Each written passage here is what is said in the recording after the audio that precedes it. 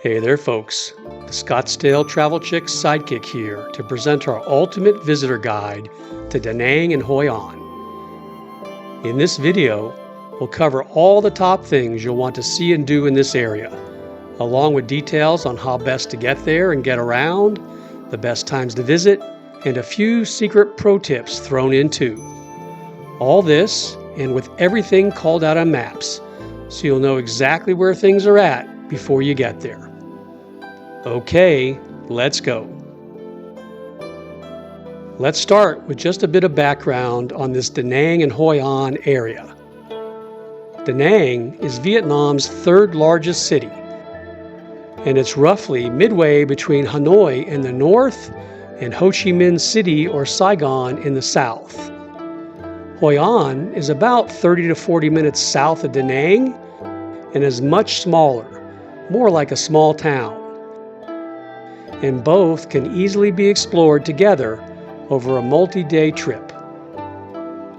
Da Nang has grown rapidly in recent years and has reached a population of almost 1.4 million people as of 2026. It used to be overlooked, but has recently become quite trendy, with new buildings, bars, and dining options opening every month.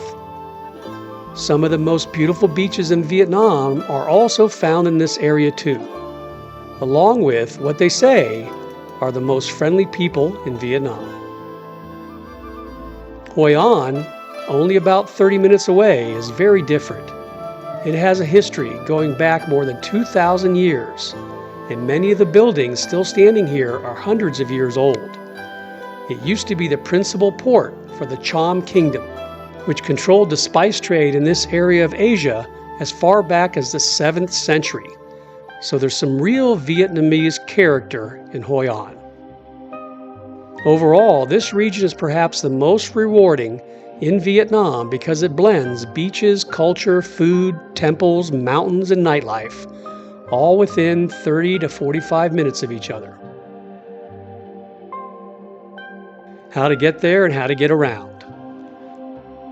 Most people arrive to this area by way of Da Nang's International Airport, which is located more or less directly in downtown Da Nang.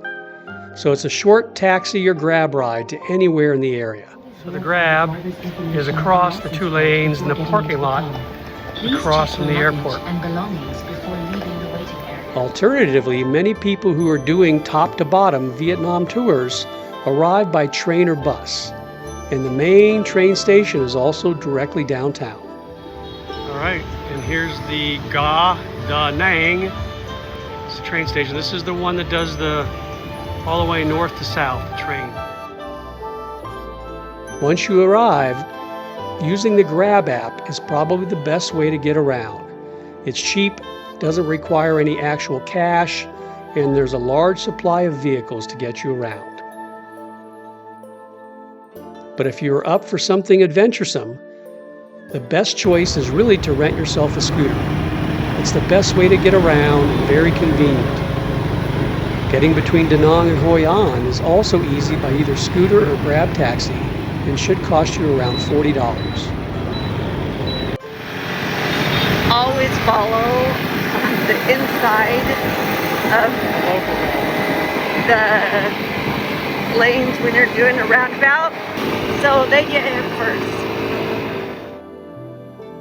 Walking is possible in Hoi An, but not really in Da Nang City, where the distances are much larger.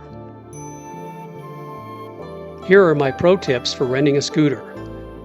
The cost should be around $6 per day, but it's important to note that tourists really only should rent 50cc or electric scooters, as anything over this requires an international driver's license. Most places, however, will rent you larger scooters with no questions asked, but the police here do stop tourists and check, as well as give you fines. It happened to us. The best times to visit. The best months to visit are March through May, when temperatures are typically warm, but not yet the peak heat season. June to August are still fine, but you'll find that higher heat. If you're good with it, go for it. October through January tends to be the rainy season, which is still fine, but you'll expect a little bit of rain here and there.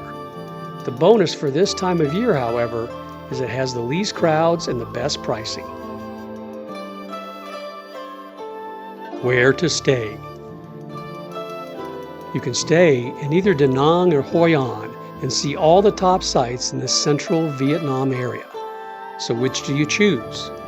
Well, I'd suggest you do your own research and decide for yourself, but I will give you the general guidance that if you want more nightlife choices, big beaches filled with tourists, more modern roads and buildings, and virtually unlimited food choices, then consider Da Nang.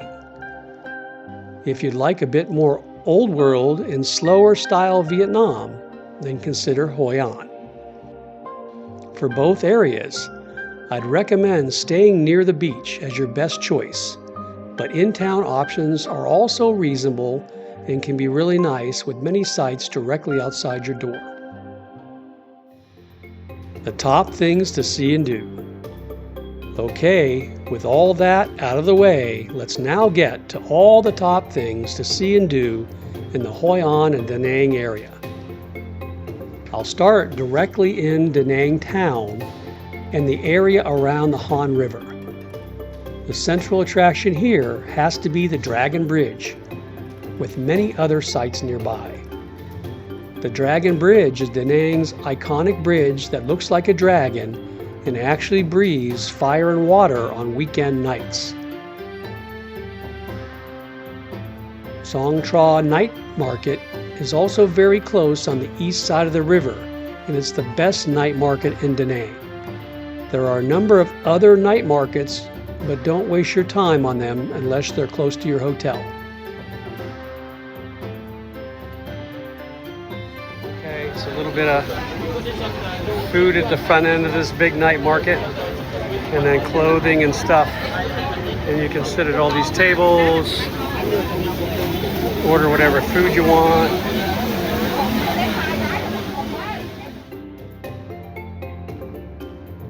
On the west side of the river is the Da Nang Riverfront Walk. Here you'll find multiple small parks to explore with a ton of small places to stop and eat while you watch the boats go by in the evening. Pro tip, nearby the Riverfront Walk is also a ton of rooftop bars if you want to try something more upscale. We have lots of walks along the waterfront like this, lights and little places to sit and eat and drink. Take it all in, and we'd highly recommend doing a nighttime boat tour on the river as well. There are many choices, and they are all surprisingly cheap, like $5 to $10 US per person. They run every hour and tend to include some entertainment on board as well. This is money well spent in our opinion.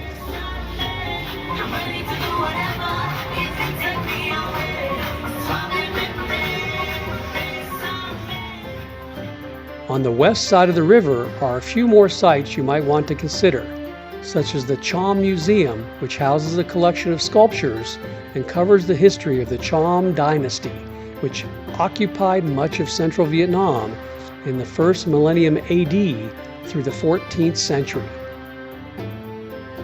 Da Nang Cathedral is here too, and its nickname is the Rooster Church. It stands out with a pink facade and French colonial architecture. And finally, APEC Park is here too, and very often has some type of festival or gathering going on, so do check it out as you're walking by. Moving to the east side of Da Nang, towards the beach area, it's more about food, nightlife, spas, and the beach scene. A very popular activity here is to visit a wellness spa. There is quite a wide selection from good quality local places to very trendy, upscale Instagram choices. The most famous beach in Da Nang is here too, called Mai Kea Beach. It's got a lot of Vietnam War history, so check that out if you'd want. But in reality, the entire beach along this area is just one very long beach with multiple groupings of beach bars and dining along its length. And there we go. Da Nang Beach. Everybody getting their picture taken. Finally, the streets just off the beach area are the most popular area in Da Nang for all manner of food and nightlife. All these side streets are small and walkable, and almost every block has something to be seen. Once you've had your fill of the Da Nang city sights, the two most popular destinations nearby are Song Tra Peninsula and Marble Mountains. Song Tra Peninsula, also known as Monkey Mountain, is the home of the giant Lin Ong Lady Buddha, many scenic viewpoints, and wild monkeys. And it's just 20 minutes or so north of the city. You can do this area as a half-day tour on your own, or take an organized tour which tends to include Marble Mountains as well.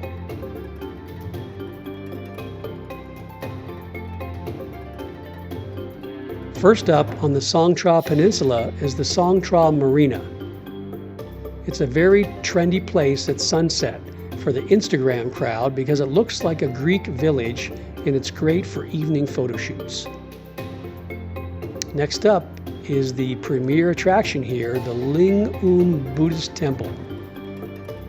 It's the main attraction on this peninsula and features a stunning view of the sea and a ton of Buddhist sites across multiple levels, including the 67-meter or 220-foot Lady Buddha.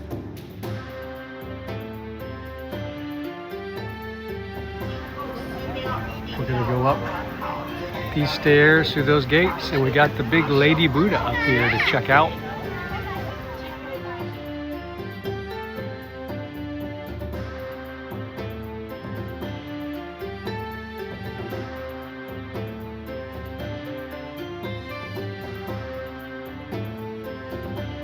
Okay, this is the Lady Buddha. Pretty big. I think I read somewhere it's the second or first biggest Lady Buddha in the world. I don't know. Who knows? Everyone says that. After this, there are a number of small beaches to consider. Some very local, with only a parking spot for scooters, and others with resorts facing the beach where you can stop, buy a drink, and enjoy their facilities. Bai Cat, Bai Rong, and Song Tra Resort are all in this area. And then they have a little snorkeling area. Okay, we're at the Song Tra Resort, which is just after the Lady Buddha Temple.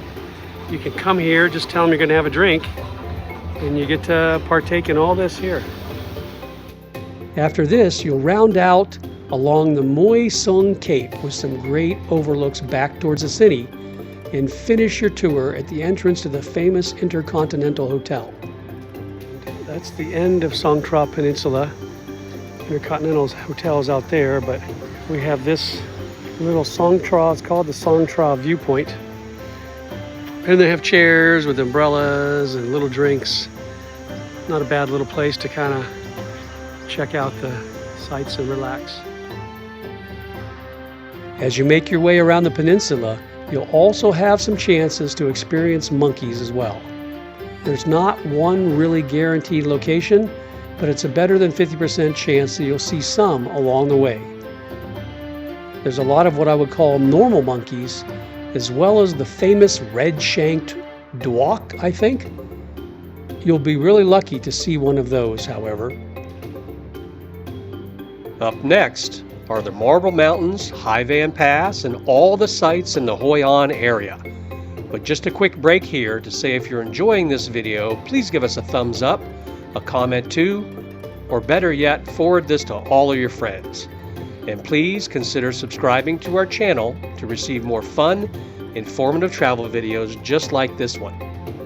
And if you really enjoy our content, consider buying us a coffee using the link below our video. The Marble Mountains are about 20 to 30 minutes south of the city and are basically a large outcropping of granite mountains.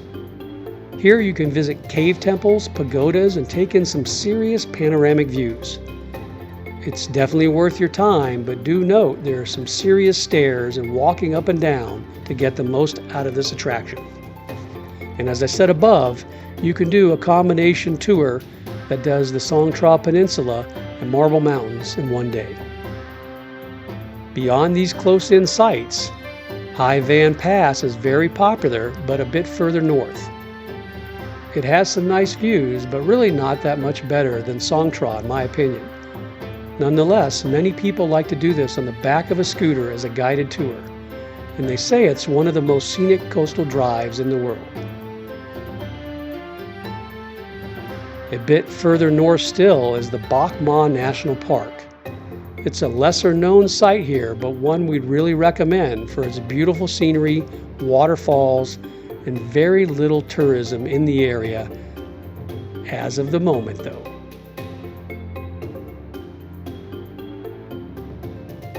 Finally, there's one more big attraction in this area about 1 hour west of Da Nang, and you've probably heard of it. It's called Bana Hills. This place is very unique and hard to explain, but it's very popular. It's located about 1,500 meters up into the Trong Son Mountains, and you need to take a cable car to get up there. I'd call it kind of a small theme park, but it's probably just a huge scenic place with lots of different European-styled motifs to get a ton of cool Instagram shots. Perhaps the most iconic view here is called God's Hands, and you've probably seen it on Instagram.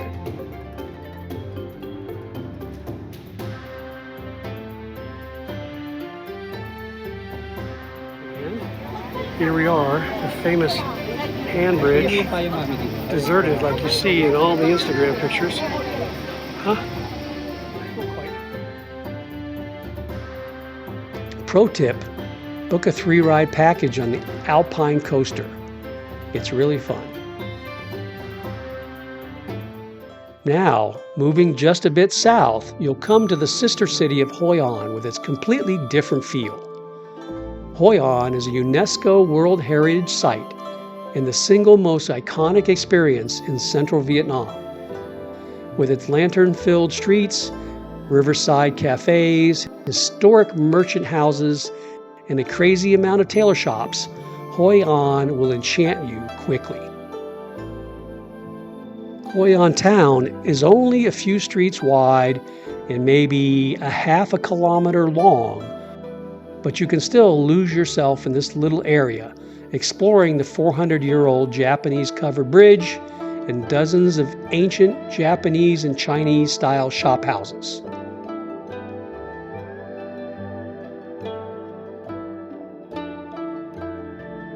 You can visit in the daytime, but our pro tip is to really focus on coming here in the evening when the streets come alive and the river area does too.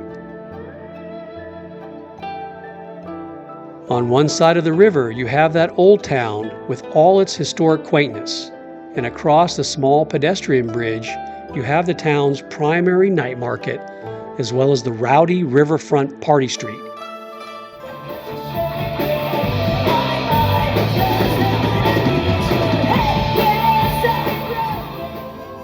And in between, you have the river itself, almost always overloaded with lantern boats.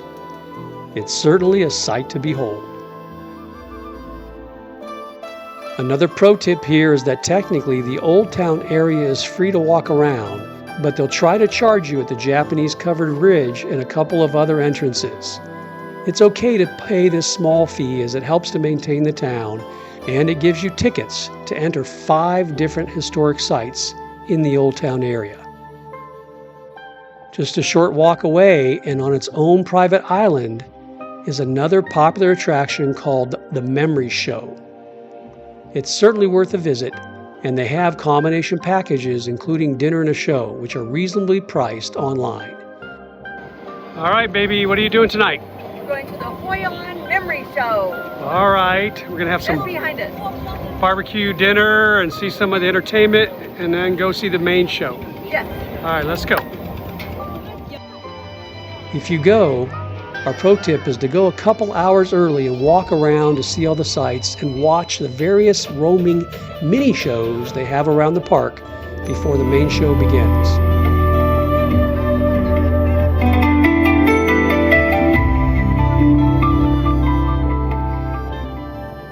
Countryside biking through the nearby rice fields is also a big thing to do here. Okay, babe, where are we going today?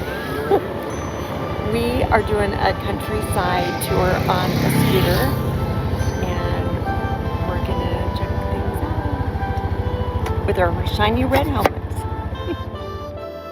There are many tours offered by bicycle, scooter, or even Army Jeep, and seeing the rural rice field life with random buffalo sightings, hidden cafes, and quiet villages is certainly worth a half-day tour. We really recommend this as well.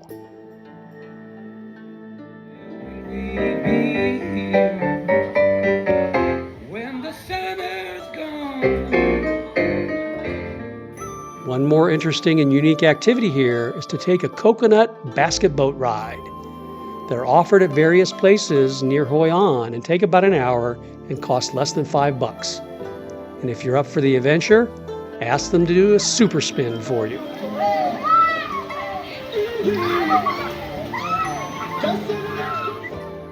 Similar to Da Nang, there are many massage and wellness spas to try out as well. Finally, don't overlook that Hoi An has some really nice beaches only 10 minutes away, and we'd actually recommend picking your hotel near the beach area. The two big beaches here are An Bang and Kua Dai. An Bang Beach stretches over quite a long distance, and most of it is quiet, but the central part is a crazy experience as the sun goes down. It's something we have never experienced before. With the beach lined with local seafood shops and bars, yet almost all the locals simply come to hang out on the beach near sunset. We've never seen so many people on one beach.